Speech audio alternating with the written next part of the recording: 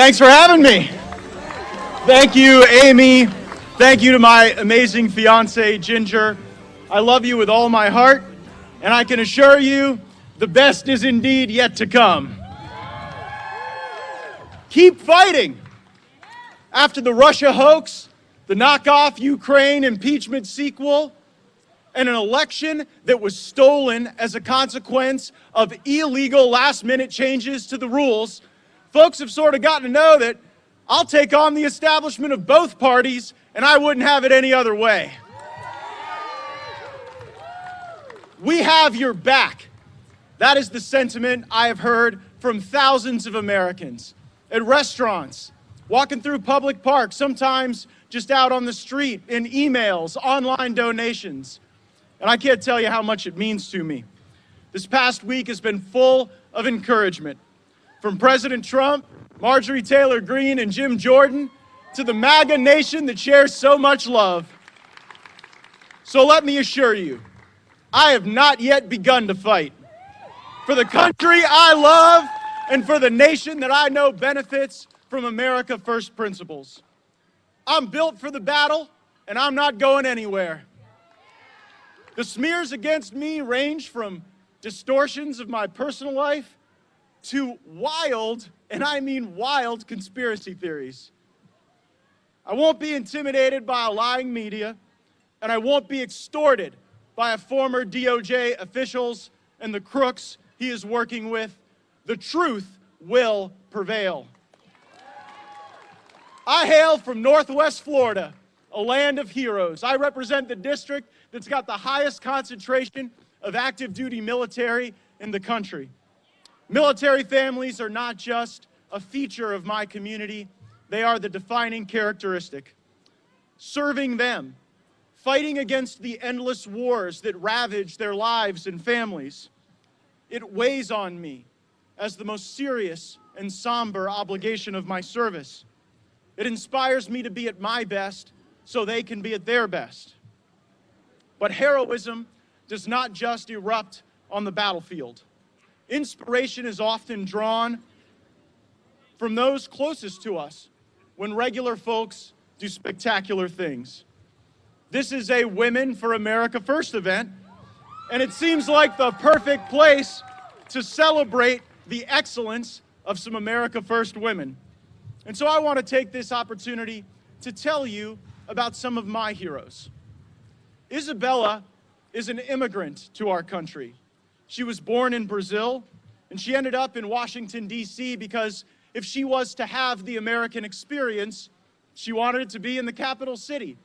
She loves the monuments and the architecture and what those things say about the ambition and vision of a great nation. What do people do when they need jobs in Washington, D.C.? Well, they go to Capitol Hill. Isabella applied for any job that was available, and she ended up working for Congresswoman Sheila Jackson Lee. After that, she ended up working for a Democrat impeachment manager who let bloodlust for Trump cloud common sense and the facts. One evening, as my staff and I were working late, she showed up at our door. "I'm tired of being on the America Last team," she said.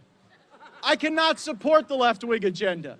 They just hate President Trump, and he's doing a good job. Would there be a spot for me on your team?" I was somewhat surprised that a Democrat staffer would reach out to our office for employment over more moderate or more establishment figures. "I've watched you work. You take chances on people," Isabella said to me. We were criticized by some in the right-wing media for the hire. Some even said she was a spy sent to bring me down. Today, Isabella is a member of my senior staff, and we work closely together on a daily basis. She had the courage to jeopardize her career just by talking to me. And now my constituents, the people of Florida, the people of this great country, are better off as a consequence of her resolve and her brilliance. Democrat staff might be an unusual place to find greatness, but sometimes we can uncover motivation in unusual places. Let me tell you about Dawn. Dawn has never worked before in politics or government. She was a legal clerk and a hospice care coordinator and a very tough mother. Some rich people in my district in the business community said I was insane to hire Dawn to be my district director, the most forward-facing job in my office. I figured someone who could manage the logistics of litigation and also provide comfort and care to dying people was precisely the type of person that I would want fighting for the folks back home. The downtown crowd said I should consider a better-known leader with political connections. All of the recommendations they sent me were, predictably, men. I take the words of Margaret Thatcher to heart. If you want something said, get a man. If you want something done, hire a woman. Dawn has recovered millions of dollars for people in my district who were unfairly treated by government. She helped veterans restore their benefits that they had earned. She even one time helped me rescue school children that were stuck in Costa Rica and had lost their passports. Mama Dawn, we all call her. And all she needed was a chance to lead a great team, a chance that too many women are passed up for. She is the grit and soul of our operation. Allison was living a very comfortable life not far from here in Naples, Florida. She had already thrived as a business executive and a key member of leadership teams. She didn't need work or Washington, but she had an anxiousness, a desire to be in the fight. She saw the good that President Trump and our team were doing, and she wanted to be in the arena. Allison left me 5 voicemails before I even returned her call. Besides, 40-year-old intern is the plot of a Vince Vaughn movie. It is not a career trajectory for most people. I'll come answer the phones for free, Allison said. She took an unpaid internship, and then a paid internship, and then the lowest salaried position in my office. And she earned her promotions with her hard work. She is now my director of operations and a member of my senior staff. She had 0 Capitol Hill experience, but she earned her way every step of the way. You know, there are so many powerful forces in Washington that fight against the America First agenda, and I find them in both parties. They want trade deals that screw over American workers for the bottom line of some business or some corporate profit or vesting opportunity on Wall Street. They want illegal immigration to drive down American wages, and they want bloody wars to last forever. It takes people like Allison who battle not for the money or self-adulation, but for love of country to win. And we will win. We must win. For there is no place to turn. There is no distant land to convert to our purposes should America fail. It's the sound of freedom right there in my district. That would be like a fighter jet going over. Jillian is a military spouse. I mentioned before I have a special spot in my heart for military families. Her husband had been overseas in combat, and his return to civilian life required her to spend her days in California. She had paused her career to support her husband's, but she was itching to get back in the game, and for good reason. She is the very best at what she does. So we tried something crazy, unheard of in 2018, something called remote work, where someone could actually be in a different place than the office and contribute their effort, contribute their talent, and make the operation better. Before hiring Jillian to be my communications director, I had been on television once in my first 10 months in office. Since hiring her, I've been on more than the My Pillow guy. And that says a lot more about her than it does me. She never wanted to be a chief of staff. Communications was her expertise. But I saw in her this tremendous potential to listen and lead and motivate and inspire. And she is the hardest working person I know, leading by example. I may be biased, but I think she's the best chief of staff on the Hill.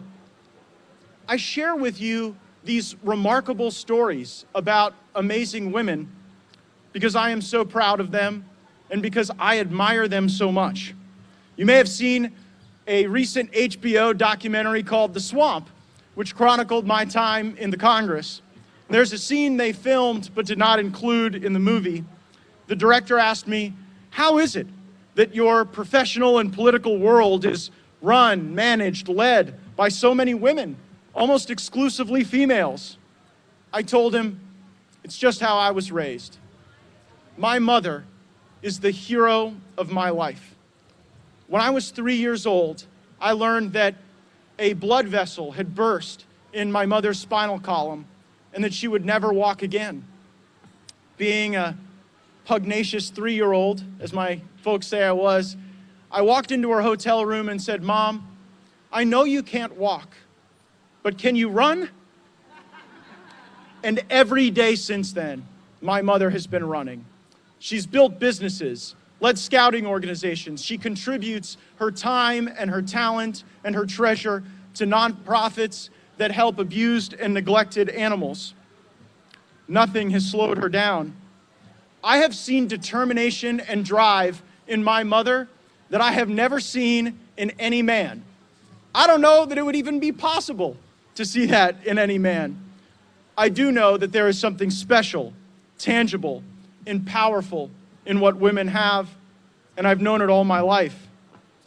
There is a sentiment among some women in the workforce that men are hired and promoted based on potential, but women are hired and promoted based on what they've done. My service in the Congress is more meaningful, more impactful, more noteworthy, because I have seen the potential unlocked with so many brilliant, patriotic women that I've had the chance to work with. For us to truly make America great again, we will need all that all of us have to offer. Men and women, gay and straight, rural, urban, suburban, black, white, brown, everybody. When he accepted the 1988 Republican nomination for president, George Herbert Walker Bush said, "I'm a quiet man, and I hear the quiet people of our country." Well, America First is not a quiet movement, and I am not a quiet man. I may be a canceled man in some corners. I may even be a wanted man by the deep state. But I hear the millions of Americans who feel forgotten, canceled, ignored, marginalized, and targeted. I draw confidence knowing that the silent majority is growing louder by the day in this great country. And so I welcome to our movement the libertarians, the populists, the different, the canceled, anyone who can rally around our inclusive America First agenda. Because it is going to take all of us, one great big team, forgiving each other our foibles and flaws to make America the best version of herself. Besides, what is in the mind and in the heart is never lost. And this is the message to America First conservatives today. We've tasted victory. We've renegotiated trade deals, built 400 miles of wall, changed asylum laws, had drawdowns from wars, and created peace and acceptance with a land that has been connected to our faith for 4,000 years. The economy soared, wages rose, and America was her glorious best. Until Marxists attacked our streets, the Chinese coronavirus attacked our bodies, and fraud attacked the election process itself. They couldn't beat Trump at the ballot box in 2016. So they tried impeachment and the witness box. That failed too, so they ran to the mailbox with millions of ballots swirling around without any true verifiable connection to actual voters. I'm glad states like Georgia are embracing reforms to uphold election integrity. No election in this country should be stolen, but they can never steal what America felt like under Donald Trump. The energy, the optimism. Trump did his job. He led us to taste the experience of American greatness. And now it's our job to keep up the craving and earn a great bounty again. I know this: firebrands don't retreat, especially when the battle for the soul of our country calls. Big government, big tech, big business, big media, they'd all breathe a sigh of relief if I were no longer in the Congress fighting for you. I am the only Republican in Congress who doesn't take any money from federal lobbyists or political action committees. Their money is no good with me. And that scares them. And you know what? It should. They lie about me because I tell the truth about them, and I'm not going to stop. So when you see the leaks and the lies and the falsehoods and the smears, when you see the anonymous sources and insiders forecasting my demise, know this: they aren't really coming for me. They're coming for you. I'm just in the way. God bless America. God bless our country. God bless this great movement. Let's hold our heads high, work together, believe in each other, and let's go get them. Thank you. All right, there was the embattled Congressman, Republican Matt Gaetz.